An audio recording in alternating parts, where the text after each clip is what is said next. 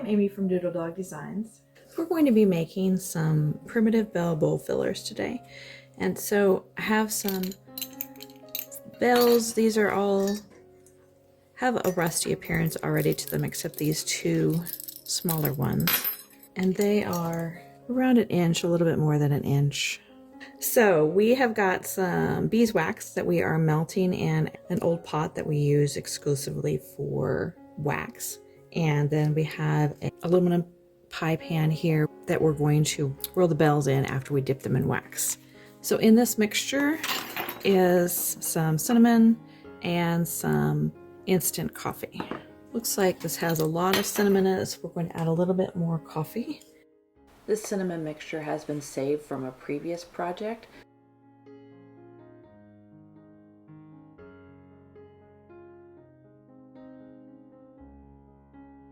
And then we're also using some wire. I'm going to take some of this wire and wrap it around the holder here in order to be able to dip that into the wax.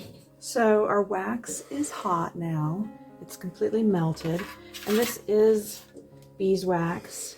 If you don't have beeswax but you have old candles, you could use those also and melt them. Just keep in mind that whatever color they are, that's going to make the wax that color also as it dries. So we dipped a bell into the melted wax and then immediately moved it to the pie pan with the cinnamon mixture and rolled it around and sprinkled some cinnamon around on the empty places. And then we took the wire off and moved it to an empty pie pan so it could dry. We're using a really old Fry Daddy type appliance here to melt the wax, and we do have it on a really low setting, but we did find that if we turned it off to do this process that the wax was setting up really fast, so we had to keep it plugged in while we were working. But you do want to be really careful here. It's very hot wax. You don't want to burn yourself.